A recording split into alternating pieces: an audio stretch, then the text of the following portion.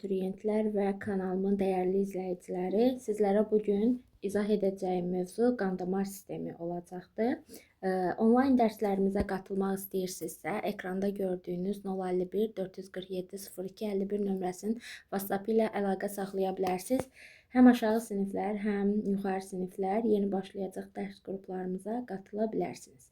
Deməli, ilk dəfə qan damar sisteminin tarixindən danışsaq ki, qapalı qan damar sistemi yaranıbdır həlqəvi qurdlarda. Bəs qapalı qan damar sistemi var, açıq qan damar sistemi var. Bu nədir? Əgər qan damarlar içərisində hərəkət edirsə, bu açıq qan damar sistemidir. Yox, bədən boşluğunda qarışırsa bədən mayeəsi ilə, deməli o zaman bu qan damar sistemi açıq qan damar sistemidir. Sonra ilk dəfə dırnaq arası ürək soğulcanda yaranıb, çünki soğulcanda həqiqətən ürək olmayıbdı. 5 dənə damarın qanunlaşması hesabına dırnaq arası ürək olubdu. İlk dəfə 2 kameralı ürək mollyuskularda göl ilbizində, hansı ki onurğasız heyvanlarda. Sonra ilk dəfə 3 kameralı ürək anadontada, yenə onurğasız heyvanlarda əmələ gəlib. İlk dəfə onurğalılarda 2 kameralı ürək isə balıqlarda əmələ gəlib. İlk dəfə onurğalılarda 3 kameralı ürək suda, qurda yaşayan canlılarda əmələ gəlib. İlk dəfə ürəyindən artıma ara kəsmə sürünənlərdə, tam ara kəsmə ilə 4 kameralı ürək isə ilk məməlilərdə, yexidna və ördək burunda əmələ gəlib. İlk dəfə bir qan dövranı balıqlarda, 2 qan dövranı isə qurbağada əmələ gəlibdir. Qan dövranının sayı qulaqcıqların sayı ilə asılıdır. Əgər qulaqcıq 2 ədəddirsə,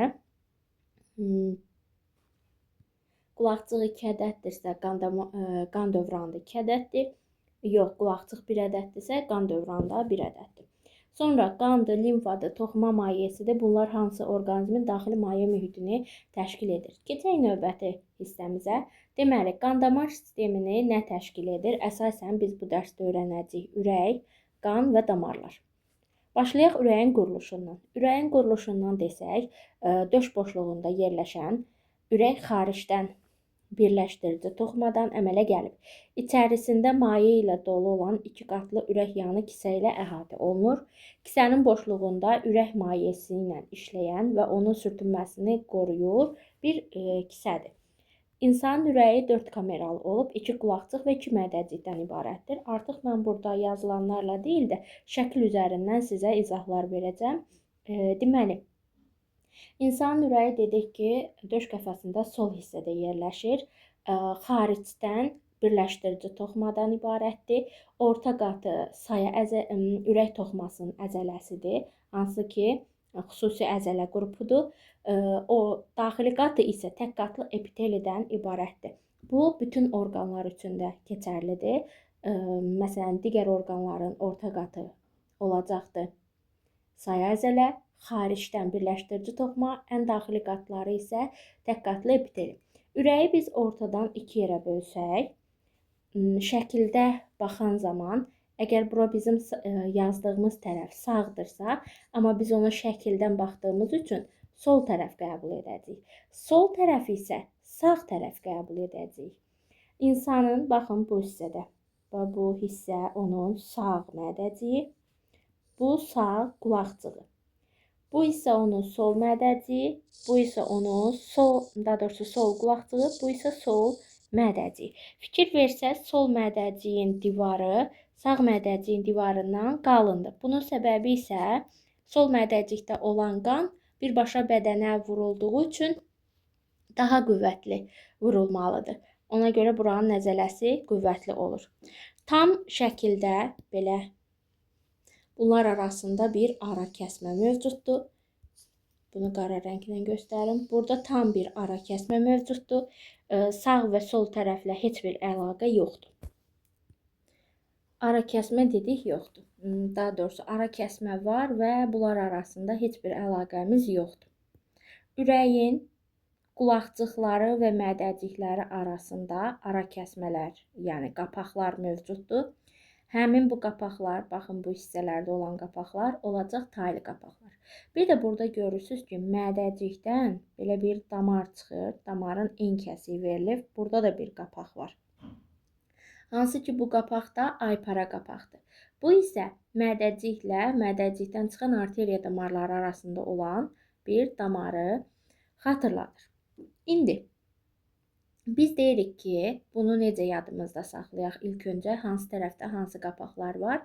Onu deməzdən öncə onu qeyd eləyə bilərəm ki, insanın ürəyi hansı tərəfdə yerləşir? Sol tərəfdə yerləşir. Elə deyil, ağciyərlərin arasında. Sol tərəfdə olan ağciyər ürəyə görə yalnız 2 paydan ibarətdir. Tutaq ki, bu olsun ürəyimiz. Sağ tərəfdə olan isə ürək olmadığına görə 3 paydan ibarətdir. İndi bunu belə yadımızda saxladıq, lap yaxşı. Ürəyi ortadan en kəsiyi verilib, burada gördüyünüz kimi. Bu en kəsikdən yenə biz artıq bilməliyik ki, şəkil üzrə verildiyinə görə sağ tərəf bizim solumuz, sol tərəf isə bizim sağımızdır. İndi mədəciklə qulaqcıq arasında olan qapaqlar fikir versəz, bu 3 taylıdır. Bu iki isə 2 taylıdır. Deməli, bunu necə yadda saxlayırıq? Dedik ki, sol tərəfdə olan ağciyər ürəyə görə 2 paylıdırsa, sol qulaqcıqla sol mədəcik arasında 2 taylı qapaq var. Sağ tərəfdə ağciyər 3 paylı olduğuna görə sağ qulaqcıqla sağ mədəcik arasında 3 taylı qapaq var. Özünüz gördünüz. Bu şəkildə yadda saxlayın. Daha sonra burada gördüyünüz bax bunlar isə ürəkdən çıxan damarlardır. Biri necə deyirlər, sağ mədəcikdən, biri sol mədəcikdən çıxır. Hansı ki, bunlar da aypara qapaqlarımızdır. Burada da şəkildən də gördüyünüz kimi qapaqlarımız mövcuddur. Sonra ürəyin özünə damarlar gəlir. Hansı ki, bu damarlar da ürəyin aortadan başlanğıc alır, ürəyə gəlir. Və həmin damarlara isə tac damarlar deyirik. Onlar ürəyi qidalandıran damarlardır. Ürəkdən aorta qövsü çıxır və məməlilərə aid olduğuna görə insan, ondan da sol aorta qövsü çıxır. Ürəyimiz sol tərəfdədir və sol aorta qövsü çıxır. Bunu unutmayaq. Keçək, ürəyin quruluşundan bu qədər. Keçək ürəyin işinə. Ürəyin işi nədir? Biz bilirik ki, enna zolaqlı əzələdir ürək. Onun işi qeyri-iradidir.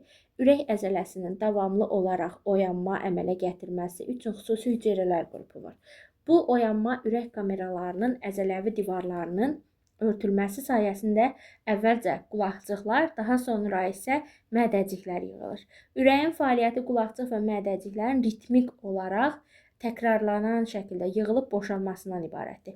Ürəyin bir dəfə sistolası, yəni yığılması və bir dəfə diastolası, boşalması ürək döyüntüsü adlanır. Hər bir ürək döyüntüsü ürək sikli 0.8 saniyə davam edir və 3 fazadan ibarətdir. Gəlin biz birincisi ürək sikli necə tapılır, necə tapmaq lazımdır məsələlərdə onlardan izahdan danışaq. İlk öncə balaca T hərfi tisikıldır. Bunu qeyd edirik. Tisikl bərabərdir, vaxt bölünsün. Biz vaxtı böyük T, periodun T-sindən işarə etsək, qısaca yazın vaxt, buradan böyük period, bölünməlidir döyüntülərin sayına, yəni N, nəbz yazıram. Nəbzlərin sayına. Normal, sağlam bir insanın ürəyi 1 dəqiqədə, yəni 60 saniyədə vurur 70 ya da 75 dəfə. Biz buna görə təqribi sikl çıxardırıq.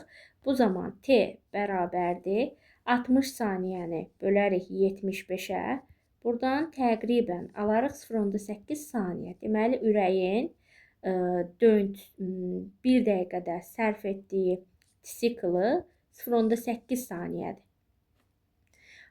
Başqa bunu necə etmək olar? Məsələn, sual gələ bilər. Nə zaman sikl 1-ə bərabər olar, yəni 1 saniyə olar? Hansı ki, 1 dəqiqədə, yəni 60 saniyədə ürək 60 dəfə vurarsa, bu hal təkrarlana bilər, yəni ola bilər. Sonra başqa bizim qarşımıza nə çıxa bilər? Ağır fiziki işlə məşğul olan, yəni sonra uzaq məsafəni qaçan, velosiped sürən, sonra 4.5 aylıq bətn daxili dölün ürək döyüntüləri normal insandan 2 dəfə çox olur. Yəni 140-150 dəfə vurur.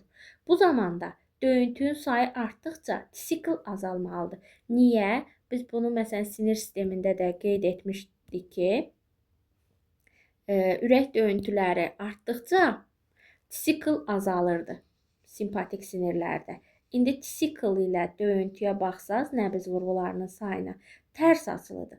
Ona görə də əgər bizim döyüntülərimizin sayı fikir versəz 2 dəfə artıbsa, deməli tisiklımız normaldan 2 dəfə nə etməlidir? Az olmalıdır və bu insanların ağır fiziki iş görən, uzaq məsafəni qaçan, velosiped sürən, 4,5 aylıq bətin daxili döl, bunların ürəyinə, döyüntüsünə sərf olan tisikl 0,4 saniyədir. Hesablamalar verdikdə normal hesaplamanızı aparın, sonda 2-yə bölərəkdən doğru cavabı tapa bilərsiniz.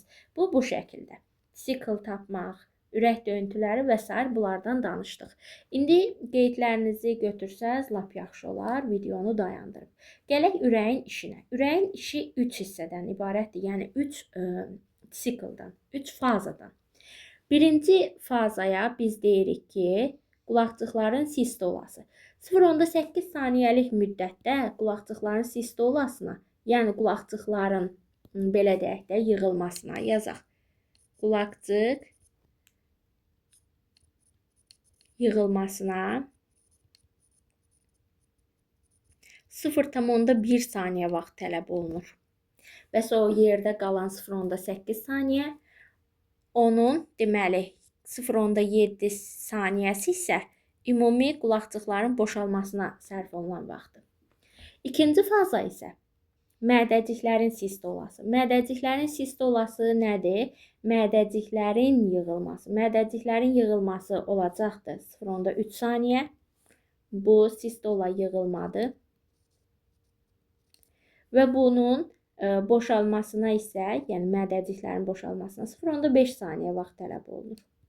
Bu qeydləri özünüz üçün aparın. Üçüncü faza isə ümumi diastola, yəni ümumi boşalmadır. Burada 0,4 saniyə mədəciklər boşalır, 0,4 saniyədə qulaqcıqlar boşalır. Bu zaman belə deyək də, həm taylı, həm də aypara qapaqlar bağlı olur. İri vena damarları ilə gələn qan əvvəlcə qulaqcığa, daha sonra isə mədəciklərə tökülür. İndi mən necə bilməliyəm, hansı fazada hansı qulaqcıqlar hansı qapaqlar açıqdır? Düşünün ki, bu bir ürəkdir. Burada bizim qulaqcığımız sol, bu isə sağ. İndi biz bilirik ki, qan birinci harda olur? Mədəcik, qulaqcıqda. Qulaqcıqda olan qan mədəciyə tökülməlidir. Hər ikisində olan qan mədəciyə tökülməlidir. Bu zaman hansı ki qulaqcıqla mədəcik arasında olan nə olmalıdır? Qapaq, yəni taylı qapaqlar, 2 taylı və 3 taylı qapaqlar açıq olmalıdır. Qapaqların hər ikisi açıq olur. 2 taylı da, 3 taylı da. Amma digər damarlarda olan qapaqlar isə bağlı olmalıdır ki, birinci mədəciyə qan dolsun, sonra damarlara vurulsun. Bu fazada, deməli, birinci fazada qulaqcıqların yığılması zamanı taylı qapaqlar açıq, aypara qapaqlar isə bağlı olmalıdır. Hansı ki, onlar burada qeyd olunub. Sonra keçirəm ikinci faza. İkinci fazada artıq qan mədəciyə dolmuşdur. Artıq qan hardan çıxmalıdır? Damarlardan çıxmalıdır. Tutaq ki, buradan damarlar var. Birini çəksəm məncə kifayət edir başa düşməyimiz üçün. Və burada qapaqlar var təbii ki. Bu qapaq açıq olmalıdır ki, mədəcik yığıldıqda, mədəcikdə olan qan neynəsin? Damarlara qovulsun. Buradakı qapaqlar isə bağlı olmalıdır ki, mədəcik yığılanda qan yenidən neynəməsin? Qulaqcığa qayıtmasın. Bu zaman mədəciklərin yığılması zamanı aypara qapaq açıq, taylı qapaqlar isə bağlı olmalıdır. Digər üçüncü fazada isə həm aypara, həm də taylı qapaqlar hamısı bağlı vəziyyətdə olmalıdır. Bu qeydləri özünüz üçün qeyd edin, əsas odur, başa düşək. Sonra burada şəkildə ürək fəaliyyətinin ritmini ölçən elektrokardioqraf cihazı var. Onun haqqında qısaca məlumat qeyd edilib. İmtahana düşməsə də maraqlı olar deyə qeyd etmişəm, ora dərslikdə var idi. Gələk indi damarlardan danışaq. Damarların quruluşu və funksiyaları. Yerinə yetirdikləri funksiyalara, xüsusiyyətlərinə görə damarlar 3 qrupa bölünür. Biz bu damarları deyəcəyik ki, arteriya damarları, vena və kapilyar damarlar. Arterial damarlar və vena damarları bunlar nədir? Bunlar haqqında danışaq. Arteriya damarları qanı ürəkdən çıxardan damarlardır. Vena damarları isə qanı ürəyə gətirən damarlardır. Kapilyar damarlar isə bunlar arasında əlaqəni yaradan damarlardır. Sonra davam edək nədən? Deməli, arterial vena damarlarının qalınlığı artıq olur kapilyar damarlardan. Arteriya damarları və vena damarlarının hər biri 3 qatdan ibarətdir. Bunların birinci xaricdən olan qatı digər orqanlarda olduğu kimi birləşdirici, orta qatı saya əzələ. Niyə saya əzələ? Çünki damarları biz özümüz genəldib daralda bilmirik, qeyri-iradi olduğuna görə saya əzələdir. Üçüncü qatı isə daxili qatıdır. Epiteli qatından, yəni tək qatlı epiteli, bir qatlı epiteli fərqi yoxdur. Hansı termin olsa düzdür. Tək qatlı, bir qatlı epitel toxumasıdır. Bunlardan ibarətdir. Daha sonra isə kapilyarlara baxırıq. Kapilyarlar isə yalnız tək qatlı və yaxud da bir qatlı epitelidən ibarətdir. Onu da şəkildən görürsünüz. Bu şəkillərin hər biri yeni məktəb dərsliyimizdən götürülmüş və üzərində müəyyən dəyişikliyə uğramış şəkillərdir. Yəni bunlara xüsusi diqqət yetirin. İmtahanda şəkillərdən suallar bilirsiniz ki, çox gəlir. İndi arteriya damarlarının dedik ki, qanın təzyiqi və sürətindən danışsaq, qan təzyiqi və qanın sürəti ən çox olan damarlardır. Aortada 0,5 metr/saniyə sürətlə hərəkət edir qan. Arteriyaların özündə isə 0,125 metr/saniyə sürətlə hərəkət edir. Vena damarlarında isə qan təzyiqi ən aşağı olan damarlardır və bunlarda qanın sürəti isə 0,2 metr/saniyə sürətlə hərəkət edir. Kapilyarlarda isə dedik ki, arterial və vena damarları arasında əlaqə yaradır. Ümumiyyətlə, ardıcıllıq necə olmalıdır? Qanın damarlarda getmə ardıcıllığı hansı şəkildə olmalıdır? İlk öncə birinci arteriya damarlarında olur qan. Daha sonra keçməlidir kapilyar. Kapilyardan sonra isə keçməlidir venaya. Bu bütün orqanlarda bu şəkildə gedir. Lakin bəzi 2 dənə istisna orqanımız var. Orada qanın axma ardıcıllığı bu şəkildə deyil. Məsələn, götürək böyrəyi. Böyrəkdə necə olur? Böyrəkdə deməli arteriya olur. Sonra kapilyara keçir. Qısaca yazıram kapilyar. Kapilyardan sonra yenə arteriyaya keçir. Deməli, böyrəklərdə istisna oldu. Arteriya, kapilyar, arteriya şəklində oldu. Bir də digər növbəti istisna olan orqanımız isə qaraciyərdir. Qaraciyərdə isə deməli vena olmalıdır, sonra kapilyar olmalıdır, sonra yenə venaya keçməlidir. Vena, kapilyar, vena. Ardıcıllıq bir qaraciyərdə bu şəkildə pozulub, bir də böyrəklərdə bu şəkildə pozulub.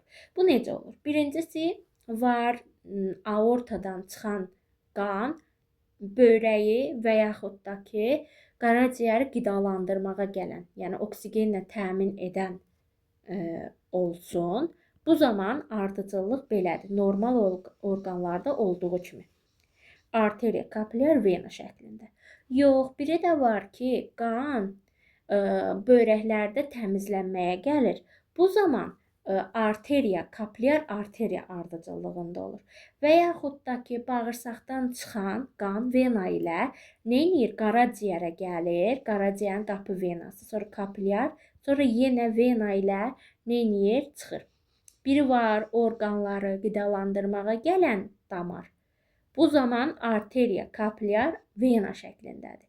Yox, istəyir təmizlənməyə, istəyir zərərsizləşməyə gəlsin. O zaman böyrəklərdə bu yazdığım kimi, qaraciyərdə isə bu şəkildə olur. Bunları özünüz üçün xüsusi qeyd edə bilərsiniz. Damarlardan bu qədər. Keçirik növbəti qan dövranından danışmağa. Qan dövranı nədir? Bədənimizdə böyük deyək də, böyük dövran var, bir də kiçik dövran var. Kiçik dövrana qısaca ağciyər dövranı da deyilir. Çünki yalnız ağciyərə gedir qan. Məsafə kiçikdir. İndi biz burada kiçik dövranda, böyük dövranda neçə damarla başlayır, neçə damarla bitir, onun haqqında danışmaq istəyirəm. Qeyd eləyə bildiyim qədərini qeyd edəcəm. Siz videoları dayandırıb özünüz üçün qeydlərinizi apara bilərsiniz. Başlayaq böyük dövranı. Böyük dövran. Böyük dövran deməli ürəyin başlayacaqdır. Bunu bu şəkildə buradan ruçkamın rəngini dəyişim. Buradan başlayacaq. Baxın, bu hissədən başlayacaq. Yəni ürəyin hansı hissəsindən? Sol mədəciyindən başlayacaqdır. Baxın, bu hissədən. Sol mədəcikdən başlayır.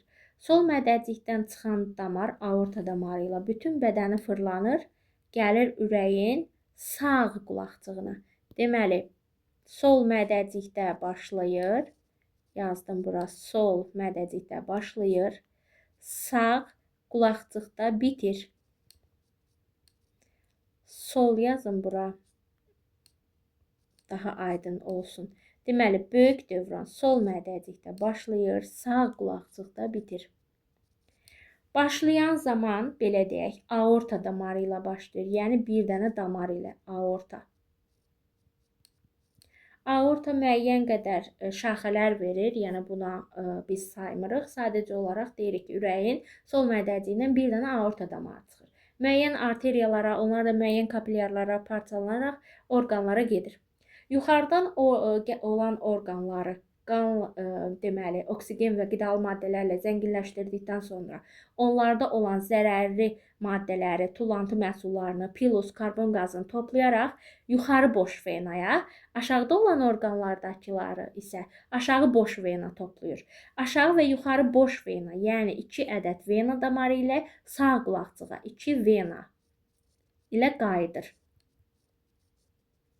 Bunların biri boş vena yuxarı, biri də boş vena aşağı. İndi qısaca işarə ilə göstərirəm. Siz tam şəkildə qeydinizi aparın. İndi aortadan çıxan qanın miqdarı həmişə ürəyə qayıdan aşağı və yuxarı boş venalarda olan qanın miqdarına həmişə bərabər olmalıdır. Sonra keçirik nəyə? Aorta damarının içərisində arterial qan hərəkət edir. Vena damarının içərisində isə bu ürəyə qayıdan venaların içərisində isə, yəni aşağı və yuxarı boş venalarda olacaq venoz qan. Keçirik kiçik dövrana. Kiçik dövranda isə başlamalıdır qanı, başlanğıcı hardan? Baxın, bu hissədən. Sol mədəcikdən, daha doğrusu sağ mədəcikdən. Sağ mədəcikdən başlayanda bir dənə damar çıxdı, arteriya damarı. Həmin bu arteriya damarının biri sağa, biri sola şaxələndi. Bu şaxə damar demək deyil. Ürəkdən bir dənə damar çıxır, amma sonra yolun ortasında 2 dənə şaxələnir. Biri sol ağciyərə, biri sağ ağciyərə gedə bilməsi üçün. Yazaq. Kiçik dövran və yaxud da ağciyər dövranı başlamalıdır. Hardan? Sağ mədəcikdən başlayır yazıram. Sol qulaqcıqda isə bitir. Buradan deməli başlayan zaman sağ mədəcikdən bir dənə damarla çıxdı. Bir damarla. Hər ağciyərdən 2 ədəd vena, ağciyər venası olmaqla ürəyin sol qulaqcığına, yəni cəmi 4 vena ilə ürəyə qayıdır. İndi ürəkdən çıxan bir dənə arteriya, hansı ki sağ mədəcikdən, içərisində daşıyacaqdır venoz qanı, amma ürəyin sağ qulaqcığına gələn qan 4 dənə vena ilə qayıdır. Bu venanın içərisində olan, yəni ağciyər venasının içərisində olan qan olacaqdır arterial qan. Ümumilikdə götürsək, insanın ürəyinin boşluğuna 8 damar birləşir. Bu damarlardan ikisi çıxan, biri sağ mədəcikdən, biri sol mədəcikdən çıxan arterial damarlardır. Yəni 8 damardan ikisi arterial, yerdə qalan 6-sı isə ürəyə qayıdan vena damarlarıdır. Bu vena damarlarından isə içərisində 4 dənəsi ağciyər venası arterial qan daşıyır. 2 dənə sağ qulaqcığa gələn aşağı və yuxarı boş venalar isə daşıyacaqdır venoz qanı. Ürəkdən çıxan arteriyalardan biri sol mədəcikdən çıxırsa, deməli aortamız arterial qan, sağ mədəcikdən çıxırsa venoz qan daşıyır. Ümumilikdə yenə deyirəm, bəzən uşaqlar damarların içərisində daşınan qana görə onun arterial damar və yaxud da vena damarı adlandırır. Xeyr, ürəyə gələn damarlar vena damarlarıdır. İçərisində arterial qan da ola bilər, venoz qan da ola bilər. Ürəkdən çıxan damarlar isə arterial damarlardır. İçərində arterial qan da ola bilər, venoz qan da ola bilər. Qan dövranından bu qədər. Bu hissələri özünüz üçün oxuyarsınız. Keçək qan təzyiqindən danışmağa. Qan təzyiqini nə ilə ölçürlər? Hansı ki, ölçən cihaz buradadır. O nələrdən ibarətdir? Onun hissələrindən quizlərdə, sınaqlarda görə bilərsiniz. Buradan baxırıq. Normalda orta yaşlı sağlam insanın sakit vəziyyətdə maksimal qan təzyiqi, yəni olmalıdır 110-120 mm civə sütunu. Minimal qan təzyiqi, yəni arterial qan təzyiqi isə olmalıdır 70-80 mm civə sütunu. Burada isə necə deyirlər, qan təzyiqi haqqında məlumatlar var. Məsələn, hipertoniyası, yəni həddən artıq yüksək olması arterial təzyiqin normadan yuxarı olması ilə xarakteriz olunan bu xəstəlikdir. Bu vəziyyət uzun müddət davam etdikdə ürək, beyin, böyrəklər və digər həyati orqanlar zədələnə bilər. Hipotoniya isə, yəni qan təzyiqinin aşağı düşməsi isə arterial təzyiqin normadan aşağı olması ilə xarakteriz olunur. Müalicə edilmədiyi təqdirdə beyin toxumaları oksigen çatışmamazlığı, ürək-damar sisteminin fəaliyyəti pozulur və müxtəlif orqanlarda funksional çatışmamazlığa gətirib çıxara bilir. Yəni normadan artıq da, normadan az olmaq da ürəyə və digər daxili orqanlara ziyandır. Nəbzdən danışaq.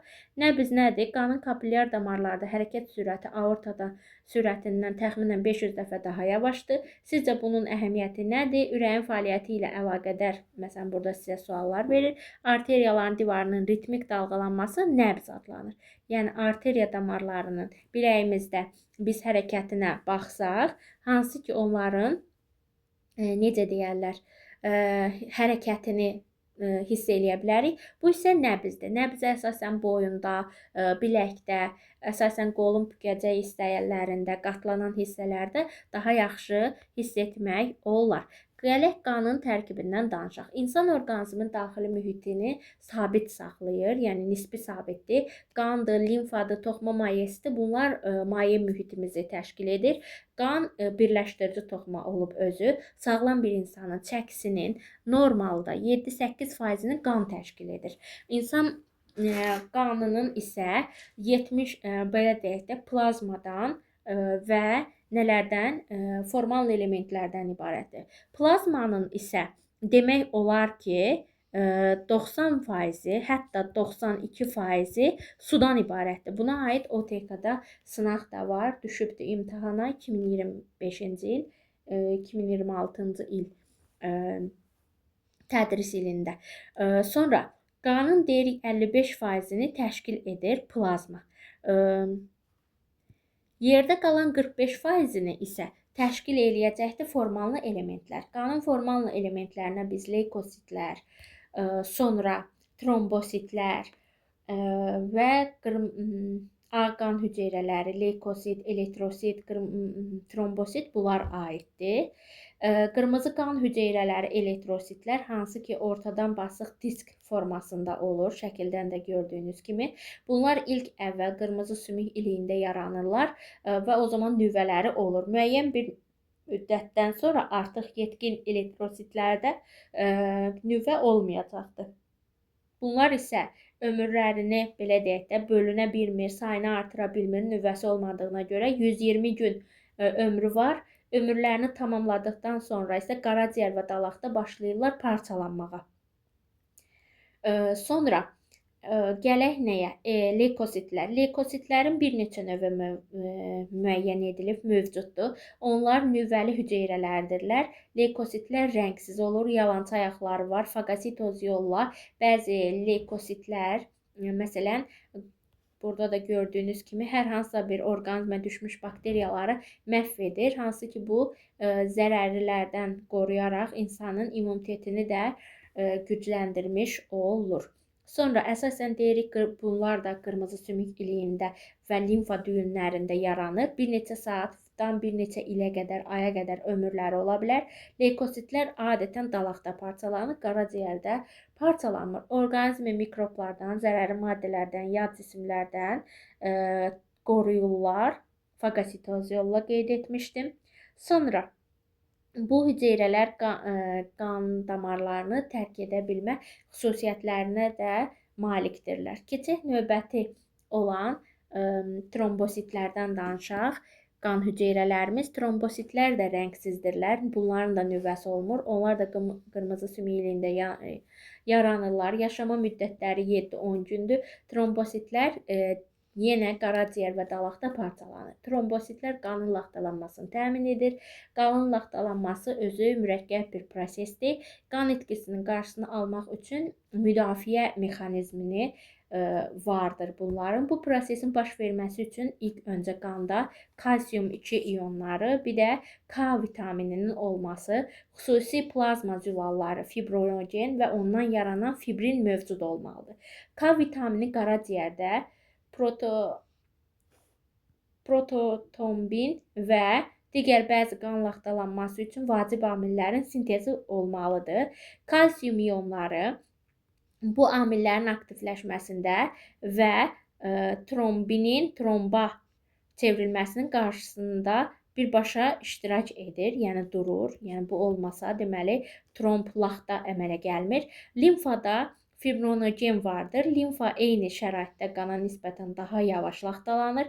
İrsi xəstəlik olan hemolimfiyadan əziyyət çəkən insanlarda olur, hansı ki, bu laxtalanmanı təmin edən amillərin bəziləri olmadığı üçün laxtalanma qabiliyyəti pozulur. Burada da gördüyünüz kimi laxtalanma haqqında və onun necə yaranmasının mexanizmi verilmişdir. Yeni dərslikdən şəkilə diqqətlə baxsaz bir neçə dəfə ola bilər ki, testdə sual görə bilərsiniz.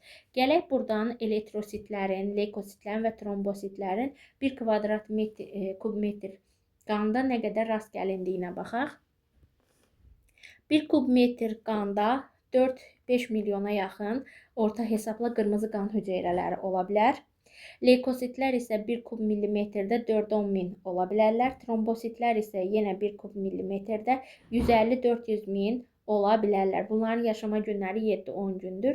Bunları siz məsələlərdə daha çox istifadə edəcəksiniz. Gələk qan qruplarından danışmağa. Qan xəstəlikləri və cərrahi əməliyyatlar zamanı yaxud hər hansısa bir səbəbdən çoxlu qan itirdikdə ona qan köçürülür. Qan köçürmə zamanı qan verən adam donor, qan köçürülən adam isə resipient adlanılır. Qan qruplarının kəşfi var, hansı ki, donor düzgün seçilməsini asanlaşdırır.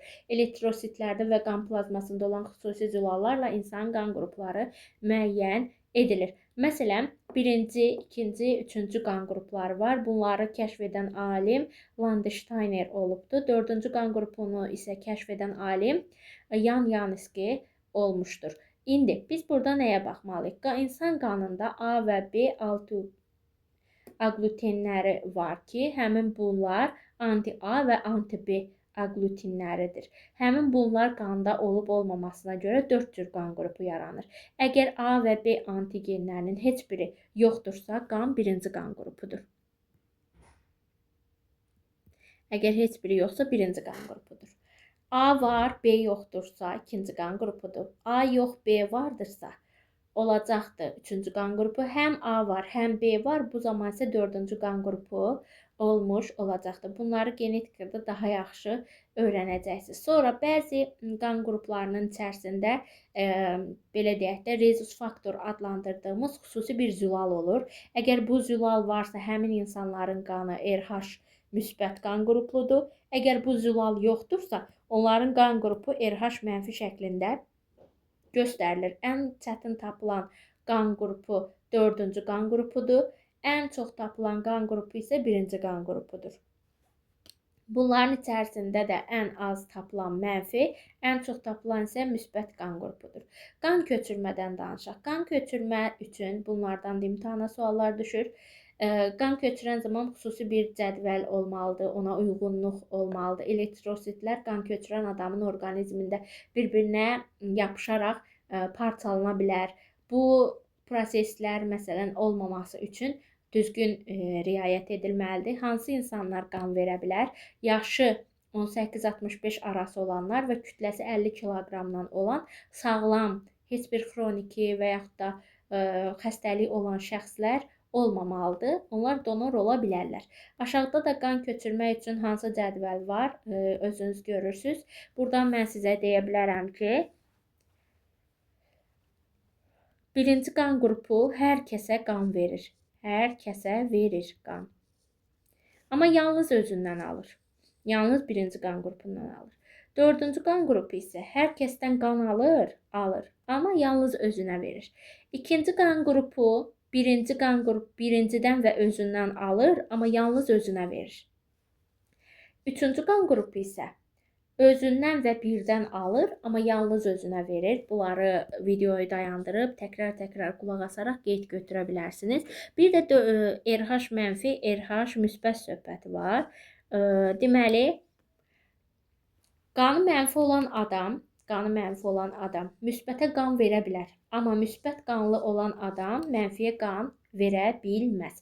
Sonra başqa belə bir xüsusi hal deyə bilərəm. Əgər ananın qan qrupu mənfidirsə, onun doğacağı övladı, bətnində olan övladı müsbət qan qrupudursa, birinci uşaq yaşayacaqdır. Çünki hələ mənfi qan qrupu olan, o müsbətdə olan rezist faktora uyğun zülalı tanımır. Ona görə ona heç bir tədbir görə bilmir. İkinci övladda isə artıq müsbət qan qrupu olan övlad onun üçün risk deməkdir. Yəni onu belə deyək, hər hansısa bir virus kimi görür, başlayır bədən onu orqanizmdən atmağa. Bunları həkim nəzarətində olduqda müəyyən ayda bir dəfə iynələr olur. Həmin o iynələrin hesabına ikinci övlad da mənfi qan qrupu olan ananın bətnində inkişaf edə bilər. Keçək qanın xəstəliklərindən danışaq. Qanın xəstəliklərinə anemiya, talasemiya, leykoz və hemofiliya xəstəliyi aiddir. Anemiya qan azlığı xəstəliyidir. Bu xəstəlik əsasən qanda elektrositlərin və yaxud da onun tərkibində olan hemoqlobinin azlığından yaranır. İnsan normal qidalandıqda, qidalanmasına düzgün riayət etsə, yuxu rejiminə düzgün riayət etsə, stressdən biraz uzaq dursa, anemiyanın qarşısı alına bilər, yəni sağala bilir. Müəyyən bir müddətdən sonra əgər yenə qidalanmaya və yuxu rejiminə, stressə diqqət yetirməzsə, yenə anemiya ola bilər. Anemiya da dediyimiz kimi qan azlığıdır, lakin düzgün qidalanma ilə aradan qalxa bilər. Talasemiya, bu xəstəlik təqribən 7000 il əvvəl bundan məlum olubdur. İrsən keçən bir xəstəlikdir. Talasemiyada hemoqlobinin istehsalı, bilirik ki, hemoqlobin zülaldır, elə deyilmi? Bu zülalın əmələ gəlməsi zamanı DNT-nin üzərində hər hansısa bir mutasiya gedir. Biz demişdik ki, elektrositlər ortadan basıq disk şəkillidir. Amma bu xəstəlikdə zülal düzgün sintez olunmadığına görə o elektrositlər oraq şəkilli olur, aypara olur və oksigeni hüceyrələrə çatdıra bilmir. Bu səbəbdən də oksigen ağciyərlərdən bütün bədən hissələrinə nəql edə bilmir. Qan qırmızı rəng alır. Hemoqlobinin çatışmadığı üçün orqanizmdə elektrositlərin funksiyası başlayır pozulmağa. Bəzi uşaqlarda bu xəstəlik 3-4 aylığından özünü piroza verməyə başlayır. Belə xəstəlikdə qaraciyər və dalaq şişir, rəng ağarır. Respublikamızda bu tipli xəstəliklər geniş yayılmışdır. Səbəbi isə qohum evlilikləridir. Qohum evliliklərinin qarşısını alsaq, bu xəstəliyi də aradan qaldırmaq olar. Talasemiya olan xəstələrə artıq belə deyək də, ildə 3-4 dəfə qan köçürmə baş verir. Həmin qan köçürülən zaman bu uşaqların qaraciyərində belə deyək, dəmir 3 müsbət ionları artmağa başlayır. Bu da müəyyən bir proses olur. Qanda bu atıla bilmir, qaraciyərdə başlayır şişməyə. Bunun isə qarşısını almaq üçün həkimlər müəyyən preparatlar yazırlar həmin uşaqlara. Kimin qan azlığı varsa, talasemiya. Sonra keçək leykoza. Leykoz isə bəzən qan xərçəngi də deyə bilərik buna. Belə xəstəliklərdə əsasən qırmızı sümük iliyində daha çox ağ qan hüceyrələri, yəni leykositlərin yaranmasıdır. Bunların beyninə elə kodlaşdırılır ki, qırmızı qan hüceyrələri deməli hər hansısa bir bakteriyadır və yaxud da virusdur, insan orqanizminə düşüb, leykositlər isə başlayır bunları fagositoz yolla məhv eləməyə və beləliklə bunu el arasında da ağ qan, qırmızı qanı yer tipli ifadələr yaranır. Ayrı vaxt bunlara belə deyək də müalicəsi yox idi, amma hazırki dövrdə 80%-ə qədər bunun müalicəsi ola bilər. Növbəti keçirik xəstəliyimiz olan hemofiliya xəstəliyi. Hemofiliya xəstəliyi isə irsən qanın X xromosomu ilə ilişikli keçən bir xəstəlikdir. Qanın laxtalana bilməmə xassəsidir. Bu insanların hər hansısa bir kəsik yarandıqda qan axmadan ölə bilərlər. Qadınlar buna görə daşıyıcı, xəstə və sağlam ola bilərlər. Kişilər isə yalnız xəstə və sağlam ola bilərlər. Sonra qanla yoluxan xəstəliklər var. Qanla yoluxan xəstəliklərimiz hansılardır? Bu xəstəliklərin içərisində hepatitlərdir, qistir, yəni qazanılmış immun çatışmazlığı sendromudur, hansı ki bunların müalicəsi olmur. Hepatit A yuyulmamış qidadan keçir. Ona görə yalnız qanla keçəndə hepatit B, C, D formalarıdır. Sonra qistin törətdiyi xəstəliklərdir, immun çatışmazlığı xəstəliyi İÇV və s. Bunlar 3 yolla yoluxa bilər, cinsi yolla, anadan övlada və qan vasitəsilə ötürülə bilər. İmmun sisteminin xəstəliyi dağıdır, orqanizmi zəiflədir və ölümünə səbəb olur. Bu xəstəliklərdən qorunmaq üçün bir dəfəlik məsələn alətlərdən, sprij və s. istifadə etdikdə tibbi və kişi-qadın bərbərxanalarında istifadə olunan alətlərin dezinfeksiyasına, sterilizasiyasına xüsusi diqqət yetirilməlidir. Gələk ürək qan damar sisteminin xəstəliklərindən danışaq. Bunlardan biri arterioskleroz xəstəliyidir. Arteriosklerozda nə baş verir? Ürəyin, biz bilirik ki, normalda insan orqanizmi xolesterin sintez edir. Həddən artıq şəkər, həddən artıq un məmulatları, yağlı qida ilə qidalandıqda həmin bu xolesterinin miqdarı insanda normadan artıq sintez olunmağa başlayır. Biz bilirik ki, aortadan xüsusi bir damar çıxır, hansı ki bu damar ürəyin özünü qidalandıran tac damarlardır. Həmin bu tac damarlarda fikir versəz, burada böyüdülüb, həmin o xolesterin damarları tutaraq lipid qatı yaradır və buradan ürəyə gələn damarlarda qan keçə bilmir, yol bağlandığı üçün və beləliklə də ürəkdə miokard infarkt olur. Beləliklə insanlar infarkt keçirir. Sonra keçirik varikoz genəlmə. Varikoz genəlmə isə vena damarlarının divarlarının genişlənməsi, nazikləşməsi və elastikliğini itirilməsindən irəli gəlir. Burada mən qeyd etməyi unutmuşdum damarlarda. Arteriya damarlarından vena damarlarında bir fərq var ki, arteriya damarlarında qapaqlar yoxdur, amma vena damarlarında qapaqlar var. Qanı yuxarıya qaldıran zaman ağırlıq qüvvəsinə görə geriyə qayıtmasın deyə qapaqlar olur. Həmin bu qapaqlar da funksiyasını itirir və ayaqlarda gördüyünüz kimi belə ilana bənzər, soğulcana bənzər qeyri-estetik görünüşlər ortaya çıxır. Növbəti davam edirik. Qan damar sistemində baş verən qanaxmalar, zədələnmələr. İnsan bədənində deyirik 2-2,5 litr qan itirilərsə bu ölümlə nəticələnə bilər.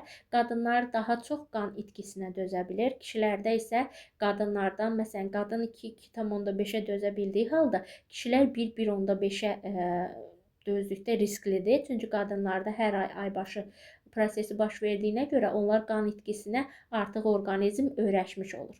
3 növ qanaxma var. Birincisi daxili qanaxma var, bir də xarici qanaxma var. Bunların içərisində ən təhlükəlisi daxili qanaxmadır. Kapilyar, venoz və arterial qanaxmalar. Kapilyar qanaxmalar zamanı yaranan ətrafları, yaranın ətrafını dezinfeksiya edici yod maddəsi ilə steril sarğı qoymaqla düzəldə bilərik. Kiçik venalarda zədələnmələr olduqda onun ətrafını da yodla təmizləmək olar və sıxıcı sarğı qoymaq lazımdır. İri venalar və yaxud da arteriyalar zədələndikdə isə həmin nahiyədən yuxarıda turna qoyulmalıdır. Tutaq ki, bax bu hissədə yara var və ondan yuxarı hissəyə sıxıcı bir turna qoyulmalıdır. Sonra daxili qanaxmalardan şübhələnmələr yarandıqda isə həmin nahiyədə soyuq su qoymaq lazımdır. Xəstəni yarı oturaq vəziyyətə gətirmək lazımdır və dərhal həkimə müraciət etmək lazımdır. Əgər xəstədə daxili qanaxma varsa, xəstənin rəngi avazıyır, nəbz vurğuları gah artır, gah zəifləyir, soyuq tər tökməyə başlayır bu xəstələr. Bu da bizim gördüyünüz kimi qan-damar sistemindən geniş dərs izahımız. Onlayn şəkildə dərslərimizə qatılmaq istəyirsinizsə 051 447 0251 nömrəsini WhatsApp ilə əlaqə saxlaya bilərsiniz.